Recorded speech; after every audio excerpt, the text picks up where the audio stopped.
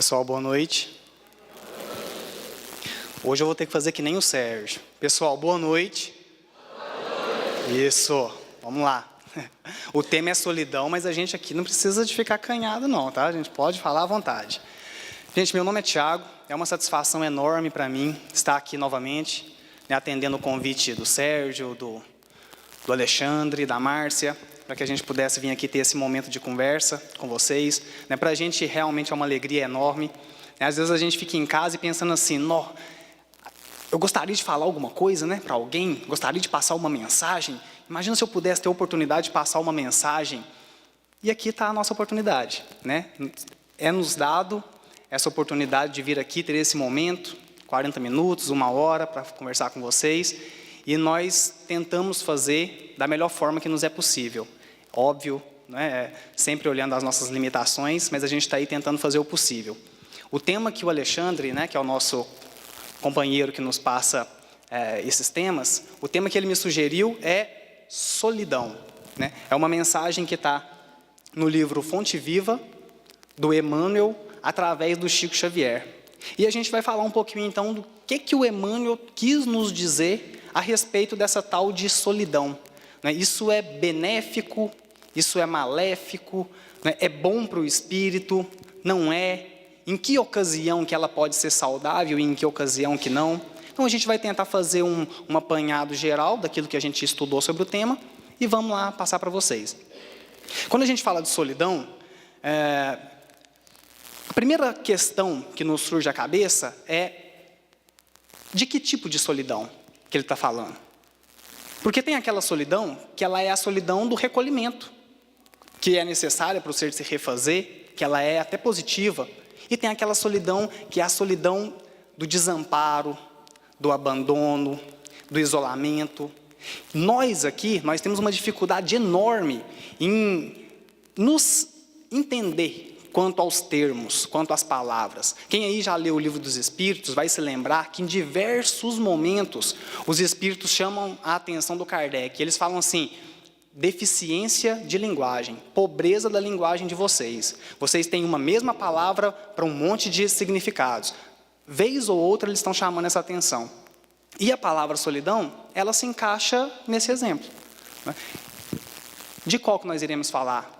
De todas aquelas que nós conseguimos compreender sobre solidão.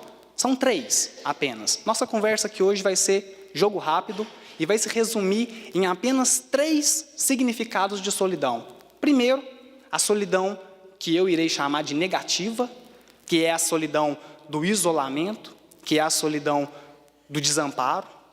Depois nós iremos falar da solidão que eu irei chamar de positiva, que é aquela do recolhimento, e é aquela que convida o ser para o crescimento.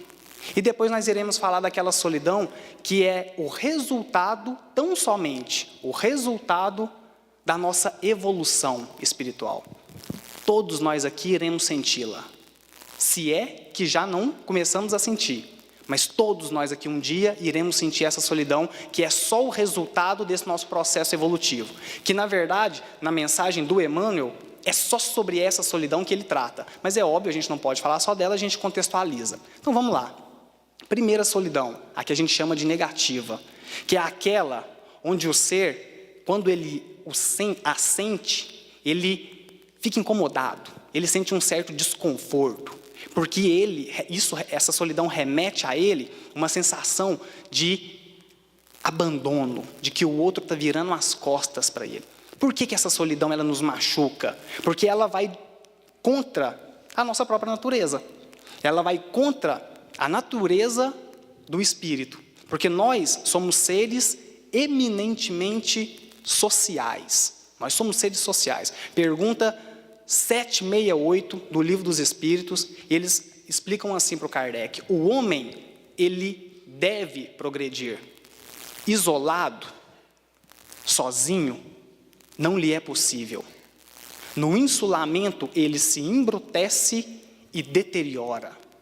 Essa solidão, ela nos remete a esse desamparo, porque nós precisamos do outro para nos formar como sujeitos. O outro, ele é é como se fosse uma escada para que eu tenho que abraçar ele ou subir, para que eu possa me compreender. Jesus nos demonstrou isso lá, né, quando ele está conversando com um doutor da lei, hein? Um doutor da lei. E o doutor da lei chega para ele e fala, então qual que é o maior mandamento, meu amigo? E ele olhando para o doutor da lei, pensa, óbvio que você já sabe qual é o maior mandamento. Mas ele explica, ele fala, o maior mandamento, e o primeiro, né, é amai a Deus sobre todas as coisas, de todo o teu coração e de todo o teu espírito. Aí ele olhou para o fariseu, né, sabia que ele sabia desse mandamento, mas na hora que Jesus, com a magnetização que Jesus tinha nas suas palavras, na hora que Jesus fala isso para ele, o fariseu olha para ele assim, e Jesus consegue ver um ponto de interrogação no rosto daquele fariseu, pensou assim, nossa, não entendeu nada. Porque virar para a gente e falar assim, filho, ama a Deus. Tá, qual que é a primeira pergunta que surge? Que é Deus? Se a gente não sabe nem que é Deus, como é que eu vou amar uma coisa que eu não sei? Aí por isso que ele dá o parâmetro. Esse aqui agora, o parâmetro, a gente conhece. E ele fala, então pera lá, vou vos dar o segundo mandamento, que é semelhante ao primeiro, ou seja, a mesma coisa, que é amai ao próximo como a ti mesmo. Pronto, aí agora a gente já sabe. Aí facilitou em muito a nossa vida. Porque o próximo a gente sabe quem é. Deus a gente ainda não faz nem ideia do que seja. Mas o próximo a gente sabe. Se eu consigo amar a Deus, se eu consigo fazer isso amando o próximo como a mim mesmo, para mim está tranquilo. Aí a gente pensa, nossa, facilitou demais a minha vida. Lê do engano. Lê do engano. Porque olha para o próximo. Olha para o outro para você ver que complicação que é. Lembra aí do seu patrão. Lembra aí da sua sogra, né? Que beleza. Lembra aí do seu cunhado. O próximo, gente, é um embaço geral. O próximo é complexo. O próximo é um abacaxi que a gente tem que ajudar a descascar. Então isso complica demais a nossa vida. Só que nós ainda preferimos tentar descascar esse abacaxi, que é o outro, do que ficar na solidão, do que ficar sozinho. A gente ainda deseja mais estar em contato com o outro do que sentir esse desamparo. Tanto que uma das um dos piores crimes que você pode, ou melhor, desculpa, uma das piores penas que você pode infringir a alguém é a solidão. Lá na Grécia Antiga, eles tinham um sistema de julgamento que era o seguinte, o camarada, ele cometeu um ato contra a sociedade, foi lá e cometeu alguma coisa contra a sociedade, vai para julgamento. Aí eles vão para a ágora, vão botar. Eles pegavam pequenas peças de cerâmica, chamada óstracos, e a pessoa tinha que votar, sim ou não. Para quê? Para o sujeito ser exilado, isolado ou não, ou se ele poderia pagar de uma outra forma, mas contido na sociedade. Aí eles votavam o sujeito que tinha mais de 5.000 votos. Gente, 5.000 votos numa votação. Isso na Grécia. Pegavam, contavam, teve mais de 5.000, ele teria que sair da sociedade e não voltar com um mínimo de 10 anos. Era a pena maior que eles tinham. Ou seja, vamos isolar esse ser. Vamos abandonar esse ser. É uma das piores penas que a gente pode infringir a alguém. Daí é que veio a nossa palavra ostracismo, por exemplo. Por causa dessas pequenas peças chamadas óstracos, veio a nossa palavra ostracismo, que é quase que sinônimo de misantropo, né? É o sujeito que tem aversão à sociedade. Então ele se isola. Tanto que, se você privar alguém da liberdade e ela estiver na cadeia, lá na cadeia ainda tem uma outra pena que ainda é pior do que estar na cadeia, que é ir para a solitária. Lá dentro da cadeia ainda tem essa outra pena, que é o sujeito ir para a solitária. Na hora que ele fica lá, ele fica preso nos seus próprios pensamentos, ele fica preso consigo mesmo, ouvindo a sua própria consciência, e isso, gente, para alguém que apenas deseja fugir dele mesmo, é uma das piores coisas que pode acontecer. Porque a consciência vai sempre chamá-lo a atenção dos crimes que ele cometeu. Por isso que não raro, as pessoas que ficam muito tempo em solitária, saem de lá com uma crise psicótica. Porque ele acha verdadeiramente que está escutando voz. Ele acha que ele está escutando, mas não é que ele está escutando voz externa. Ele está escutando, a própria consciência dele. É por isso que nós precisamos do outro, para que a gente tenha sanidade mental. O outro nos dá sanidade mental. É por isso que todo Robinson Crusoe tem o seu sexta-feira.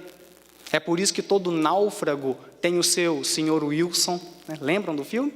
É por isso que todo náufrago tem o seu Sr. Wilson, porque ele precisa daquilo, senão ele enlouquece. Só que essa solidão, o que a gente não percebe, é que quando nós a sentimos e ela nos remete a esse desamparo, o que nós não percebemos é que nós a buscamos, mesmo que seja por um processo inconsciente, mas nós é que buscamos a solidão.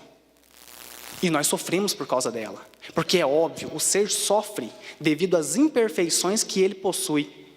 E a solidão, ela é decorrente de uma imperfeição que o espírito possui. Kardec, no livro Céu e Inferno, ele fala assim, olha, não há uma só imperfeição que não acarrete sofrimento para a alma. É por isso que aquele que possui 10 imperfeições sofre mais do que aquele que possui 3 ou 4. Matemática simples, facinho da gente entender. A imperfeição leva ao sofrimento. Qual imperfeição do espírito que leva ele à solidão? Que é esse sofrimento? Aqui a gente está falando da solidão negativa. Fácil demais a gente saber. 2. Vaidade e orgulho. Fácil da gente entender. Vaidade. Vão. Oco. Vazio. O sujeito que por fora, ele tenta demonstrar que ele possui um cabedal de conhecimento, que ele possui, não é, certos dotes, que na realidade, ele internamente sabe que não possui. É o vaidoso. O orgulhoso é aquele que tenta demonstrar para o outro que ele é melhor do que ele. Aí eu pergunto para vocês, existe alguém perfeito? Tem alguém perfeito? Tá, se não tem ninguém perfeito e eu tento demonstrar uma imagem de perfeição, qual é a única maneira que o espírito encontra de manter essa posição de que ele é o bom, de que ele é o perfeito? Qual que é a única forma que você tem de deixar com que o outro continue acreditando que você é perfeito? Se isolando.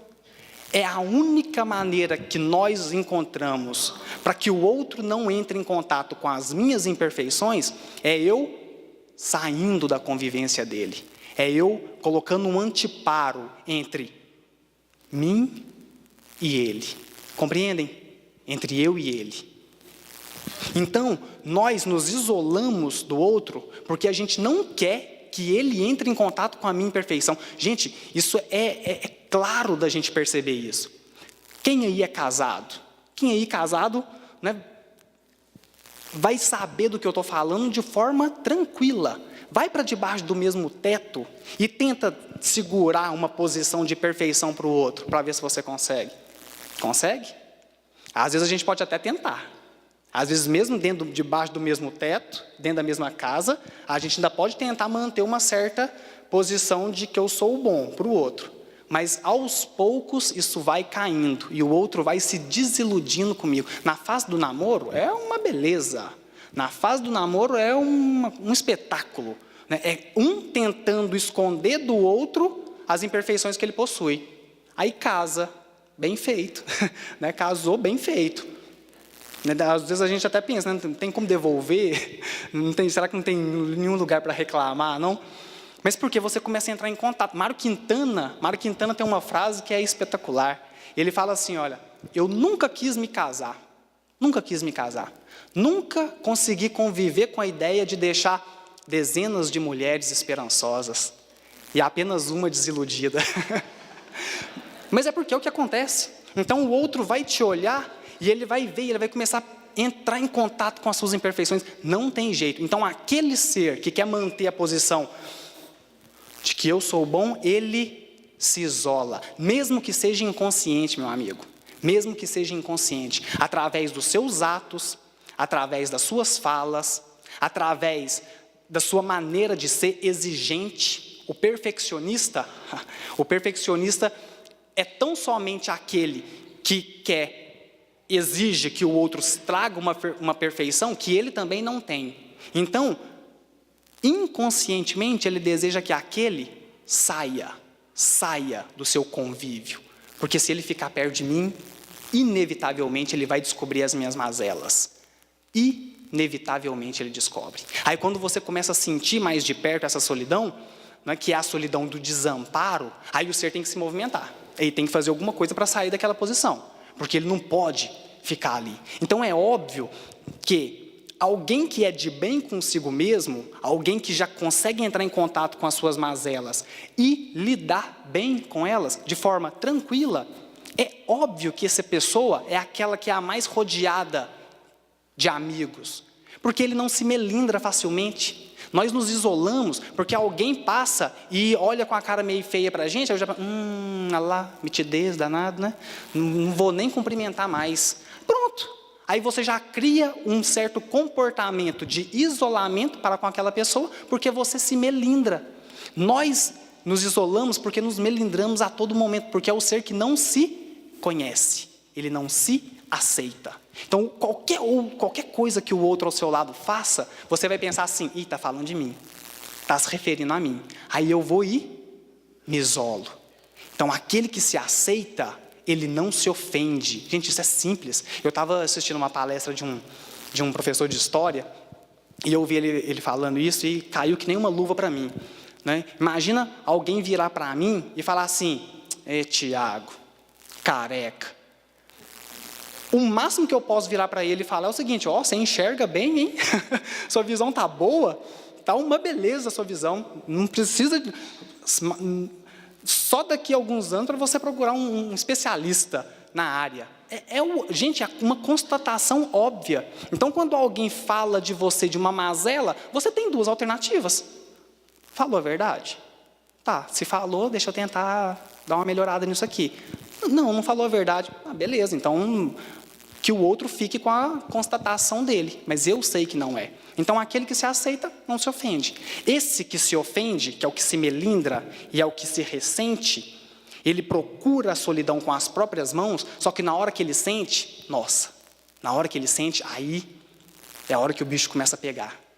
Porque isso remete a um isolamento que ele está sofrendo. Como vai contra a nossa natureza espiritual, a gente se ressente. Blaise Pascal, quando ele estava observando os céus, certa vez ele disse assim, olha, o silêncio desses espaços infinitos me apavora, porque nos dá a sensação de estarmos sendo abandonados. O professor Miri Lopes, aquele que escreveu o livro Os Quatro Gigantes da Alma, em certo momento daquele livro, ele vira para a gente e diz assim, a solidão, em realidade, ela não é temida por si mesma, mas pela sensação de desamparo que provoca.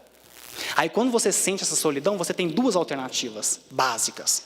Uma é se cercar de ruído externo, é se cercar de vida externa, superficial. Nietzsche, o filósofo Friedrich Nietzsche, certa vez ele falou assim, olha, quando estamos sozinhos, temos medo de que algo vá ser sussurrado em meus ouvidos, em nossos ouvidos. Nós temos medo da solidão. Por isso nos entorpecemos de vida social.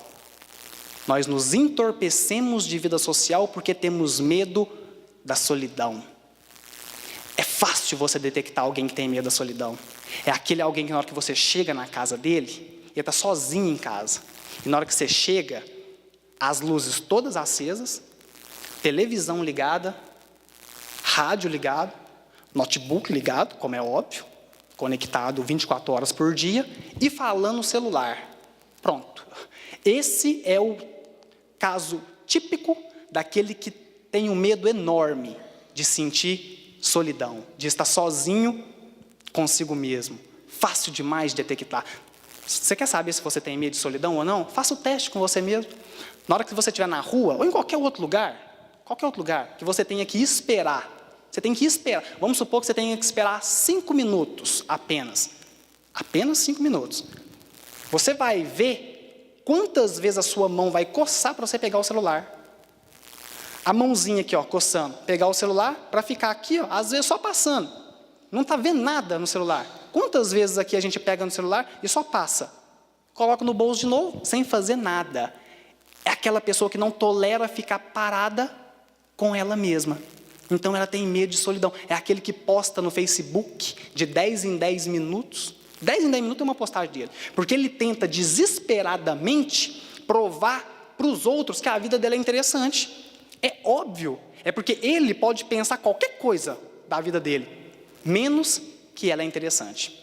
Então, se eu acho que a minha vida é monótona, um tédio, e eu vou para fora, porque eu não sei lidar com a solidão, eu vou querer desesperadamente provar para o outro que a minha vida é interessante. Aí, olha a faca de 2 gumes. Porque se o outro acredita que a sua vida é interessante, olha o trabalho que você tem. A gente volta lá no início da conversa.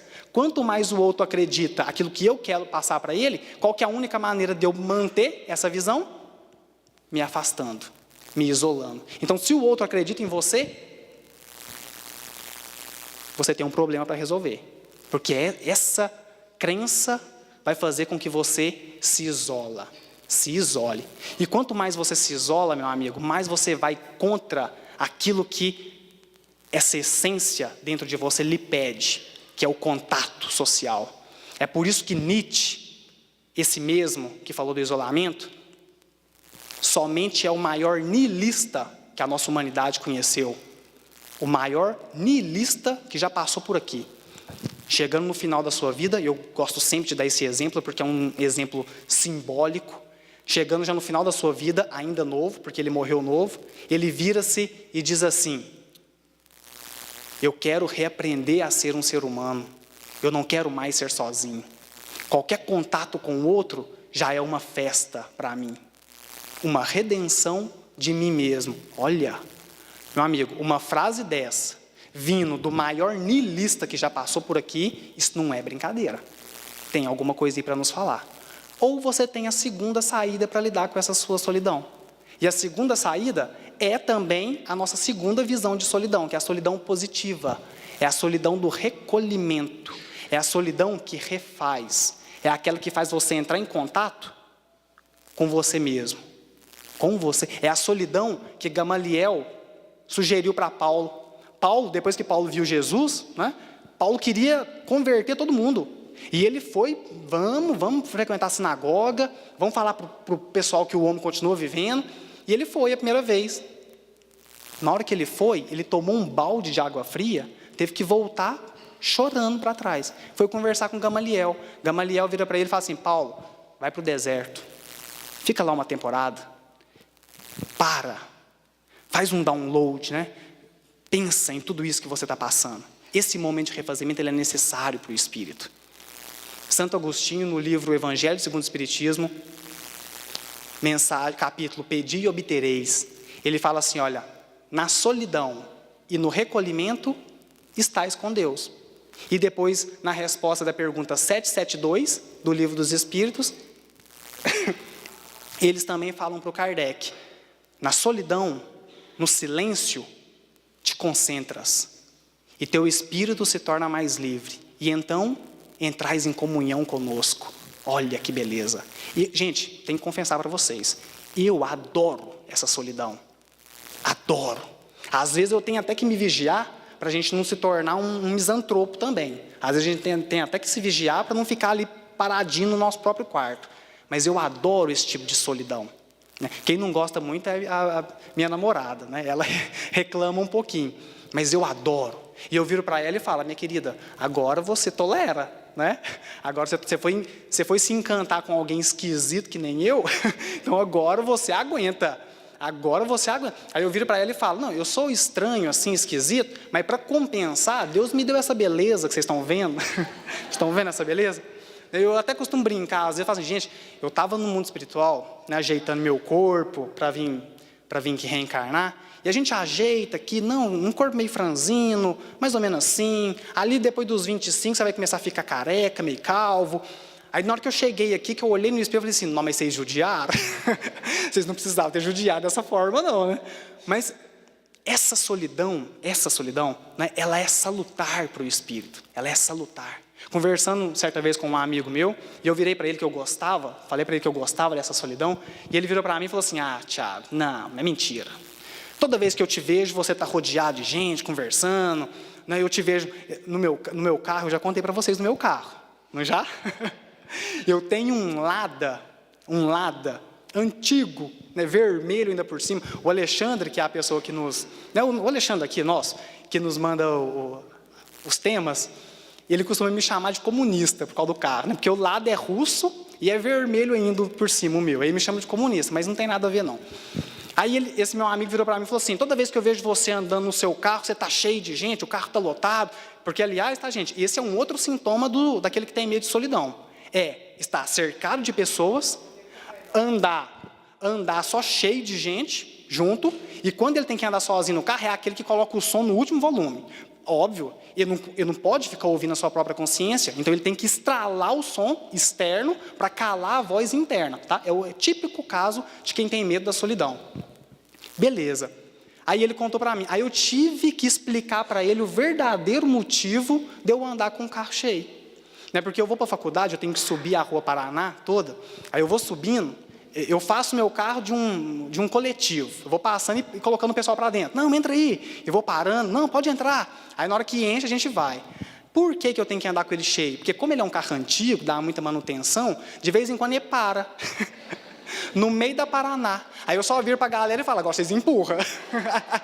Porque se eu estiver sozinho, como é que eu faço? Não tem jeito. Então eu só ando com ele cheio, porque e eu falo com você, o carrinho que estraga, viu? Aí eu paro e falo, gente, agora vocês descem e empurram aí, vocês me ajudam nessa. Mas essa solidão, ela é maravilhosa. Gente, Jesus adorava essa solidão. Jesus adorava. Você vai ver, você pode pegar qualquer dos evangelhos, você vai ver mais em Lucas. Lucas, ele comenta muito assim, olha, e Jesus, despedindo-a, ou seja, despedindo a multidão, despedindo-a, subiu ao monte para orar, sozinho. E chegando à noite, permanecia ali, sozinho. Você vai encontrar diversos relatos deles falando assim, e Jesus pegou o seu barco e foi para um lugar à parte, para orar, sozinho. Pedro e os outros procuravam por Jesus e não o acharam. E quando o acharam, falavam, mestre, todos procuram por ti. É óbvio, porque Jesus, ele dava as suas escapadas de vez em quando. Ele ia para um local para ele não perder contato com os seus projetos reencarnatórios. Essa solidão do recolhimento, são convites da vida a um amadurecimento do espírito. Para nós aqui, é essa solidão que faz você não perder o fio da meada. Já acordou num dia e fala assim, nossa, o que eu estou fazendo aqui? Qual que é o meu objetivo? Para onde é que eu tenho que ir? Essa solidão, ela propicia que você não perca esse fio da meada. Você vai estar sempre em contato com os seus projetos reencarnatórios. Hamed tem uma frase no livro As Dores da Alma, que ele nos fala assim, olha, a solidão, quando mal sentida, sinaliza paralisação dos nossos projetos reencarnatórios. Por uma dedução lógica, como é óbvio, a gente pode dizer a mesma coisa. A recíproca é verdadeira. A solidão, quando bem sentida, sinaliza encontro com seus projetos reencarnatórios. Então, nós temos essas duas visões totalmente opostas de solidão. Uma negativa e uma positiva. Basta cada um de nós aqui fazer essa autoanálise e saber em qual delas nós nos encaixamos. Porque é óbvio, nós nos encaixamos numa. Não tem jeito. Porque essa terceira da qual eu vou falar, ela ainda está muito distante de nós. Alguns já começam a sentir em pequenos níveis, mas ela ainda está longe. Porque ela significa o nosso futuro. Ela significa o nosso futuro, que é a visão de solidão como encontro consigo mesmo no sentido de que agora sim eu faço aquilo pelo qual eu fui criado a fazer. Essa é a solidão dos mestres, é a solidão que todo professor, todo mestre sente. Emmanuel, ele tem uma mensagem no livro Vinha de Luz, ele tem uma mensagem chamada Na Grande Romagem, e ele faz essa caracterização da evolução do espírito, e ele fala assim, ó, filho, hoje é o suor intensivo, sofrimento, trabalho. Amanhã é a responsabilidade. Depois o sofrimento e em seguida a solidão. E depois ele arremata: mas mesmo assim é indispensável seguir sem desânimo. Mesmo assim é necessário, é indispensável seguir sem desânimo. Essa solidão é a solidão daquele que vem trazer, exemplificar um certo tipo de conduta que é óbvio, ele vai ser incompreendido. E quando ele é incompreendido nessa exemplificação, ele é isolado. Ele é deixado de lado. Mas porque os outros não querem seguir aquilo que ele veio demonstrar. É a solidão dos mestres. Mito, não vou falar o mito todo que vocês já conhecem, mas mito da caverna de Platão, se não fala somente sobre isso. É o camarada que volta e fala assim: ô galera, vocês estão doidos? Essa vida aqui não é a vida verdadeira não. Isso aqui a gente está vendo só sombra. Vamos lá para fora. Lá para fora que existe a vida verdadeira. É lá que a gente vai ser feliz. Aí Platão fala assim: esse camarada, ele tem duas opções, ou seja, duas hipóteses do que irá acontecer com ele. A primeira, ele vai ser simplesmente ignorado. E o pessoal vai virar para ele e falar assim: não, filho, você não sabe o que você está falando, ignora. E ele vai sentir solidão. E a segunda é eles o pegarem e o matarem. Alguma semelhança com a vivência de Jesus aqui para a gente? Alguma semelhança? Um homem que saiu de um mundo superior só para vir exemplificar para a gente como é que é a vida lá, e a gente olha para ele e primeiro ignora. Não vai dar trabalho. Aí na hora que começa a incomodar, a gente prende, a gente mata. Então, meu amigo, na hora que você começar a ter responsabilidade na vida, não se iluda, você vai se sentir sozinho. Porque é óbvio, gente, você galgou na sua existência a capacidade de ser responsável. O que é alguém responsável? É aquele que já consegue responder pelos seus próprios atos. Esse é o responsável. Não quer dizer que você é bonzinho, não. Você só já responde pelos seus próprios atos. Como é que a espiritualidade vai utilizar você para que você ensine as pessoas que isso é uma faculdade positiva? Onde que você vai ter que exemplificar que você é responsável? É óbvio, no meio de pessoas irresponsáveis. Então é óbvio que você, que é uma pessoa responsável, você vai reencarnar no meio de um agrupamento de espíritos que são pessoas irresponsáveis. Porque você precisa de dar o exemplo para elas. Você precisa de levar esse exemplo. Então é óbvio que esse que vai levar o exemplo da responsabilidade, ele vai se sentir sozinho. Porque não vai ter ninguém com ele. Não vai ter ninguém com ele ajudando ele naquela tarefa. Então ele vai se sentir incompreendido. Então não se iluda. Se você já começou a galgar essa iluminação interior, sim, você vai chegar nessa solidão. É a solidão que Paulo sentiu na prisão. Paulo preso, já poucos dias antes de ser decapitado, ele manda a segunda carta para Timóteo e fala assim: Timóteo, cadê o pessoal, Timóteo? Cadê o povo? Todos me abandonaram, quase todos me abandonaram. Ele fala assim: na minha primeira defesa, não tinha ninguém presente. Antes, todos me desampararam, apenas Lucas está comigo. E é a hora que ele fala essa frase: apenas Lucas está comigo. É a solidão do processo evolutivo. Você vai encontrá-la. É a solidão que Jesus sentiu quando ele foi ser crucificado. Não, meu amigo, na hora da responsabilidade, é só você com você mesmo. Vai tentar ser responsável no meio de responsável. Gente, vai tentar ser honesto no meio de muitas pessoas desonestas, para você ver. Onde tem muita gente que está sempre querendo levar o dele e colocar no bolso, seja aquele que levanta e fala assim: beleza, pessoal, todo mundo tranquilo, mas agora é hora da gente assumir nossas responsabilidades. Todo mundo vai embora. Só fica você lá. Na hora de responder, só fica você. Todo mundo vai. Porque você que já galgou isso. E você não pode esperar que o outro venha junto com você. Você faz o convite.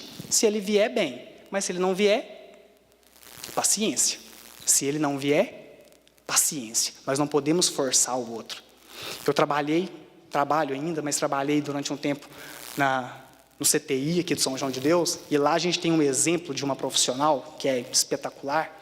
A gente fazia plantão das 19 horas da noite às 7 horas da manhã, trabalhava plantão noturno. Eu trabalhava com uma mulher que ela não fazia horário de descanso, não parava um minuto e só trabalhando.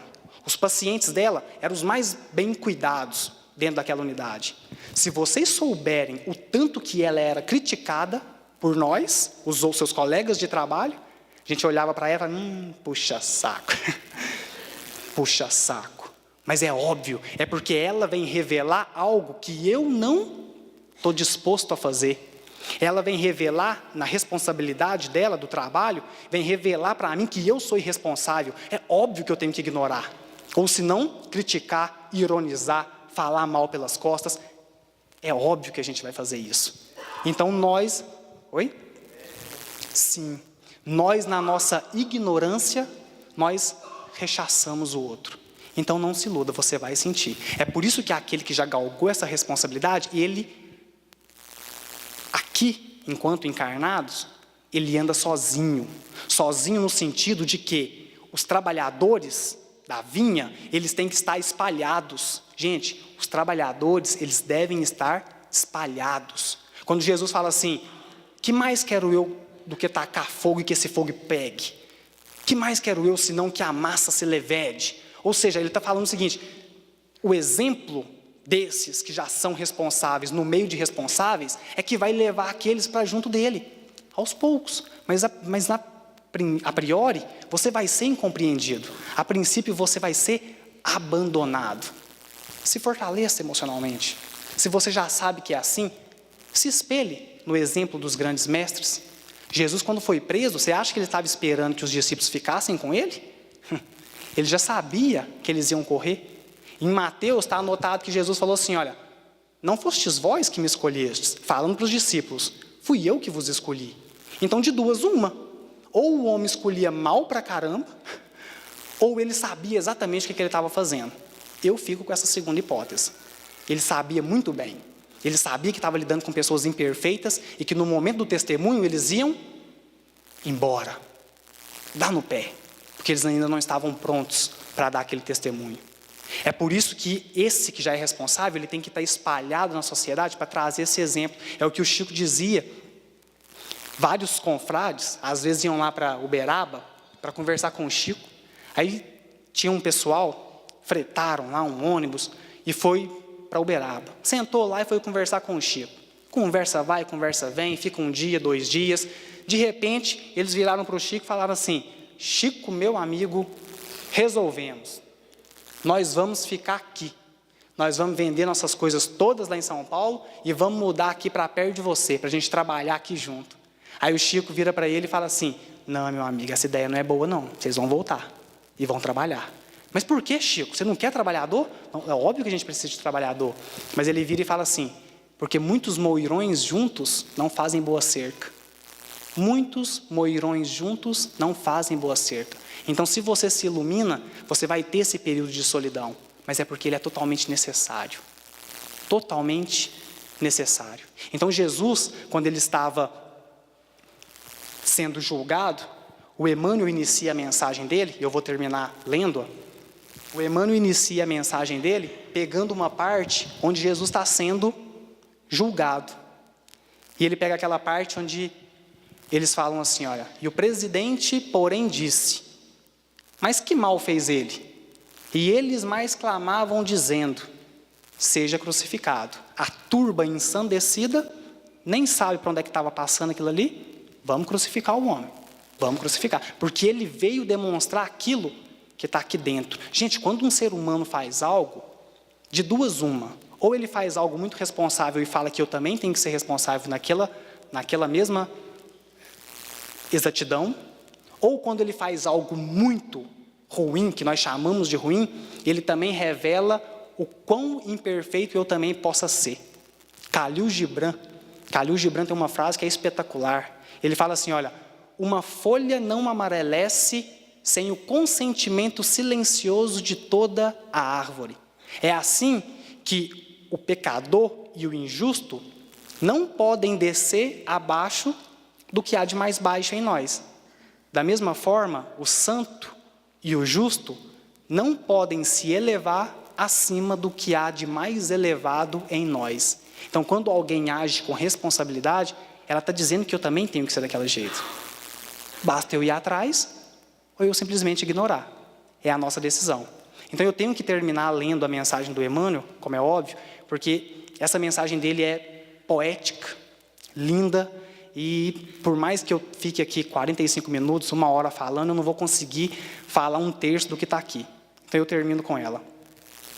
À medida que te elevas, monte acima, no desempenho do próprio dever, experimentas a solidão dos cimos e incomensurável tristeza te constrange a alma sensível. Onde se encontram os que sorriam contigo no parque primaveril da primeira mocidade? Onde pousam os corações que te buscavam aconchego nas horas de fantasia? Onde se acolhem quantos te partilhavam o pão e o sonho nas aventuras ridentes do início? Por certo, ficaram. Ficaram no vale, voejando em círculo estreito, à maneira das borboletas douradas que se esfacelam ao primeiro contato da menor chama de luz que se lhes descortine à frente. Em torno de ti, a claridade, mas também o silêncio. Dentro de ti, a felicidade de saber, mas igualmente a dor de não seres compreendido. Tua voz grita sem eco e o teu anseio se alonga em vão. Entretanto, se realmente sobes, que ouvidos te poderiam escutar a grande distância e que coração faminto de calor do vale se abalançaria a entender de pronto aos teus ideais de altura? A ave, para libertar-se, destrói o berço da casca em que se formou. E a semente, para produzir, sofre a dilaceração na cova desconhecida. A solidão, com o serviço aos semelhantes, gera grandeza. A rocha que sustenta a planície costuma viver isolada e o sol que alimenta o mundo inteiro brilha sozinho. Não te canses de aprender a ciência da elevação. Que coisa linda! Lembra-te do Senhor, que escalou o Calvário, de cruz aos ombros feridos. Ninguém o seguiu na morte afrontosa, à exceção de 2 malfeitores, constrangidos à punição em obediência à justiça. Recorda-te dele e segue. Não relaciones os bens que já espalhaste. Confia no infinito bem que te aguarda. Gente, daqui para frente a gente só tem alegria nessa vida. Daqui para frente é só alegria. Não esperes pelos outros na marcha de sacrifício e engrandecimento. E não ouvides que, pelo ministério da redenção que exerceu para todas as criaturas, o divino amigo dos homens não somente viveu, lutou e sofreu sozinho, mas também foi perseguido e crucificado. Não me resta mais nada do que desejar para vocês uma boa vida de perseguições e de crucificações. Boa noite a todos. Obrigado.